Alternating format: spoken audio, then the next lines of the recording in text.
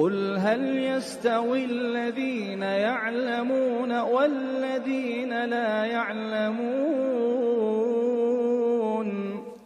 بسم الله الرحمن الرحيم. الحمد لله والصلاة والسلام على رسول الله وعلى آله وصحبه ومن والاه, amma ba'd. Kita sekarang pada pelajaran yang keempat dari pelajaran Tauhid dalam Madrasah Islamic Center Al-Kharj. Telah kita pelajari tentang syarat la ilaha illallah. Telah kita jelaskan bahwa syaratnya ada 8 dan semuanya telah kita jelaskan. Kita jelaskan juga arti makna daripada la ilaha illallah. Dan sekarang apa maksud perkataan kita Muhammad Rasulullah? Bahwa Nabi Muhammad SAW adalah utusan Allah. Kita beriman. Kita mengatakan asyhadu an la ilaha illallah wa asyhadu anna Muhammadan Rasulullah. Kita di sini harus meyakini. Arti kita beriman kepada Rasulullah SAW adalah kita meyakini semua ajaran Nabi Muhammad SAW benar, dan kita yakini bahwasannya semua ajaran Nabi Muhammad SAW berasal dari sisi Allah Subhanahu wa taala, dan juga kita mengagungkan ajaran Nabi Muhammad SAW. Ini adalah konsekuensi mengatakan bahwasannya Nabi Muhammad utusan Allah Subhanahu wa taala. Jadi ini wajib kita imani. Jadi tidak benar kalau ada orang mengatakan saya beriman kepada Allah dan kepada Rasulnya Shallallahu Alaihi Wasallam, namun ketika dikatakan kepadanya Rasulullah Shallallahu Alaihi Wasallam memerintahkan kita untuk melakukan A, kita tolak. Saya tidak begitu, saya tidak mau. Ketika Rasulullah Shallallahu Alaihi Wasallam menjelaskan, ketika Allah Subhanahu wa taala menjelaskan bahwasannya seorang wanita muslimah harus memakai jilbab, dia tolak, tidak, saya tidak mau begitu. Ketika dia dijelaskan kepadanya hukum Allah dan hukum Rasulullah sallallahu alaihi wasallam dalam warisan, bahwa warisan harus dibagi sesuai dengan syariat Islam, tidak boleh dibagi dengan selain syariat Islam, dia tolak, dia tidak mau tahu. Nah, kemudian dia mengatakan la ilaha illallah Muhammadur Rasulullah. Nah, ini tidak benar. Ini la ilaha illallahnya, Muhammadur Rasulullahnya tidak memenuhi syarat. Karena syarat la ilaha illallah Muhammadur Rasulullah adalah dia tidak menolak ajaran Nabi Muhammad. Bisa saja seseorang salah, bisa saja seseorang maksiat, tapi tidak melawan. Ketika orang salah, tidak melawan, dia mengatakan saya salah, saya telah melanggar perintah Rasulullah SAW, saya tidak melakukan perintah Allah, saya melanggar syariat Islam, maka ini adalah kesalahan. Tidak ada masalah dengan kesalahan kalau kita bertaubat. Namun yang jadi masalah adalah kita melawan. Allah menyuruh dengan jelas, semua ulama menjelaskan bahwa wajib menutup aurat. Tapi dia melawan, dia mengatakan tidak ada masalah, kita budayanya berbeda dengan budaya orang Arab. Memangnya yang mengatakan budaya Islam dengan budaya Abu Jahal, Abu Lahab sama siapa? Memangnya yang mengatakan bahwa budaya Islam dengan budaya Arab sama siapa? Tidak sama. Islam datang kemudian memporak-porandakan budaya Barat, budaya Arab jahiliyah. Islam datang kemudian merubah budaya-budaya Arab yang tidak benar, yang tidak sesuai dengan ajaran Islam, dan Islam menetapkan ajaran-ajaran Arab yang sesuai dengan ajaran Islam. Tidak ada masalah. Jadi tidak ada urusannya antara, dan tidak ada hubungannya antara perintah-perintah Allah Subhanahu wa taala dengan budaya suatu bangsa tertentu. Jadi ini yang harus kita pahami dan harus kita ketahui. Sebagaimana para sahabat dulu ketika mendengar perintah Allah dan Rasulnya untuk menutup aurat, kemudian mereka lakukan, dan dulu mereka tidak menutup aurat, mereka membuka aurat pada saat mereka jahiliyah, mereka selisihi budaya-budaya mereka yang jahiliyah, budaya-budaya mereka yang tidak sesuai dengan budaya Islam, maka mereka mengikuti Allah dan Rasulnya Sallallahu Alaihi Wasallam, dan ini adalah bentuk kejujuran, bentuk keimanan kepada Allah dan kepada Rasulullah Sallallahu Alaihi Wasallam. Dan di sini tauhid la ilaha illallah Muhammad Rasulullahnya benar, tauhid la ilaha illallah Muhammad Rasulullahnya adalah tauhid yang jujur. Nah, pertama kewajiban kita kepada Nabi, kalau kita sudah beriman kepada beliau, kita mengatakan bersaksi bahwa tidak ada, bahwasannya beliau adalah utusan Allah, apa? Apa kewajiban kita kepada Rasulullah SAW? Kewajiban kita pertama adalah membenarkan bahwa beliau berasal dari Allah, bahwa perkataan beliau adalah perkataan Allah Subhanahu wa taala. Allah berfirman, "Wa ma yantiqu 'anil hawa." Bahwasannya Rasulullah tidak mengucapkan sesuatu sesuai hawa nafsunya. Akan tetapi Rasulullah sallallahu alaihi wasallam mengucapkan sesuatu yaitu dengan perintah Allah Subhanahu wa taala, bukan dari hawa nafsunya. Jadi ketika Rasulullah mengatakan A, mengatakan B, menyuruh kita A, menyuruh B, itu adalah perintah Allah Subhanahu wa taala yang harus kita ikuti. Kemudian yang kedua adalah mengikuti beliau Nabi SAW. Kalau yang pertama tadi membenarkan, mengetahui dengan yakin dan membenarkan bahwasannya apa yang Rasulullah katakan berasal dari Allah. Yang kedua bukan hanya membenarkan, yaitu kita mengikuti beliau SAW sebisa mungkin. Rasulullah Allah berfirman, "Qul in kuntum tuhibbunallah fattabi'uni yuhibbukumullah wa yaghfir lakum dzunubakum wallahu ghafurun rahim."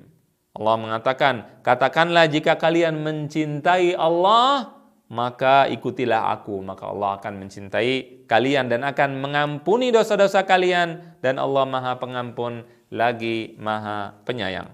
Jadi di sini adalah perintah kalau benar cinta kepada Nabi SAW, kalau benar mengatakan Muhammadun Rasulullah, kalau benar mengatakan asyhadu anna Muhammadan Rasulullah, kalau benar kita ketika muadzin azan asyhadu anna Muhammadan Rasulullah dan kita memenuhi panggilan tersebut, kita salat, kalau benar kita jujur dengan keimanan dan tauhid kita, maka kita berkewajiban untuk mengikuti Rasulullah SAW. Tidak menentang syariatnya, tidak merasa bahwa diri kita lebih pintar dari Allah dan Rasulnya, mengajarkan Allah dan Rasulullah toleransi.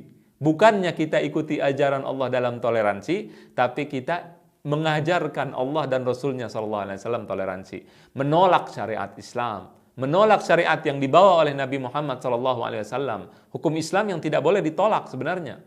Kalau menolak hukum Allah Subhanahu wa taala dan Rasulullah SAW dengan alasan apapun, maka kita menolak Allah dan menolak Rasulullah SAW dan tidak memenuhi syarat Muhammad Rasulullah. Kemudian Allah berfirman, "Laqad kana lakum fi Rasulillahi uswatun hasanah liman kana yarjullaha wal yawmal akhir wa dzakarallaha katsira." Sesungguhnya telah ada pada diri Rasulullah SAW suri tauladan yang baik bagi kalian.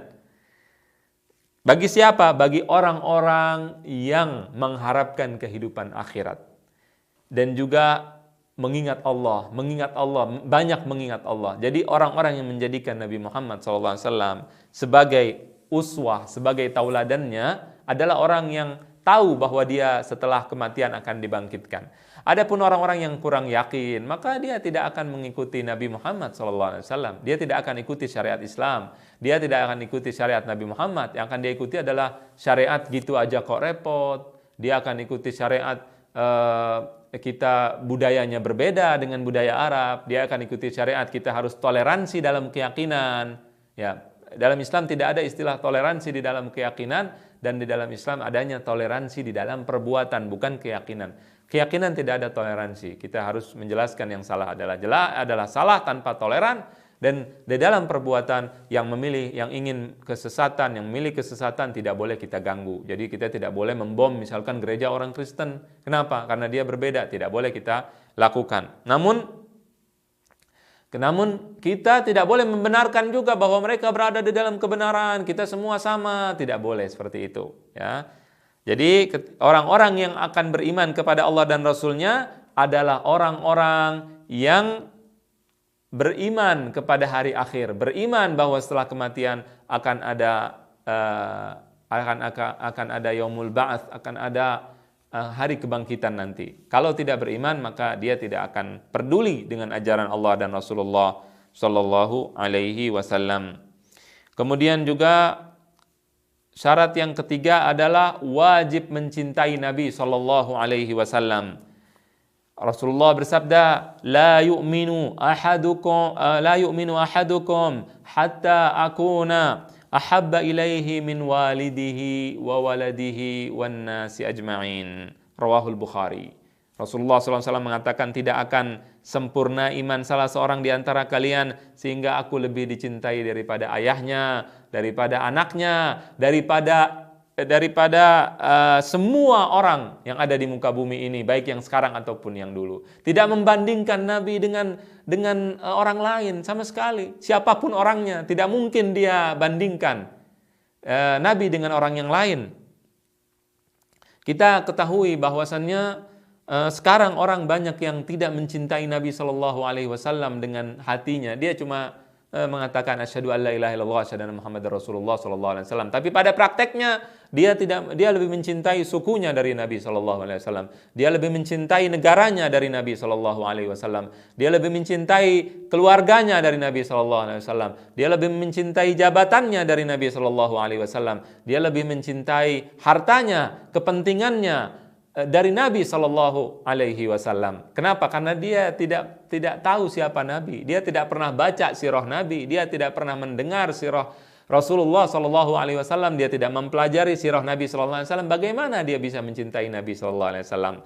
Jadi ketika seorang Muslim, ketika dia beriman kepada Rasulullah Shallallahu Alaihi Wasallam, maka dia dituntut untuk mempelajari siapa Nabi Muhammad. Apa akhlak beliau sallallahu alaihi wasallam agar kita bisa mencintai Nabi kita Muhammad sallallahu alaihi wasallam yang telah dengannya kita mendapatkan hidayah, mendapatkan petunjuk dari Allah Subhanahu wa taala, kita keluar dari kesesatan dan kegelapan menuju kepada jalan yang terang benderang, menuju kepada jalan yang lurus. Kalau tidak, kita menyembah patung, kita menyembah kemudian menyembah pohon-pohonan, kita menyembah sesembahan-sesembahan selain Allah Subhanahu wa taala. Allah berfirman, "Qul in kana aba'ukum wa abna'ukum wa ikhwanukum wa azwajukum wa 'ashiratukum wa amwalun iqtaraftumuha wa tijaratun takhshawna kasadaha wa masakinu tardawnaha ahabba ilaikum minallahi wa rasulihi wa jihadin fi sabilihi fatarabbasu hatta ya'tiyallahu bi amrih wallahu la yahdil qaumal fasiqin." Katakanlah, jika bapak-bapak kalian, nenek moyang kalian, ibu-ibu kalian, anak-anak kalian, saudara-saudara kalian, istri-istri kalian, keluarga kalian, suku kalian, negara kalian, bangsa kalian, harta benda yang kalian kumpulkan, perniagaan yang kalian khawatirkan akan kerugiannya, dan tempat tinggal yang kalian senangi, tempat tinggal kalian, tanah air kalian, lebih kalian cintai daripada Allah dan Rasulnya dan jihad di jalan Allah Subhanahu wa ta'ala, maka tunggulah hingga Allah mendatangkan keputusannya. Allah tidak memberikan petunjuk bagi kaum-kaum yang fasik.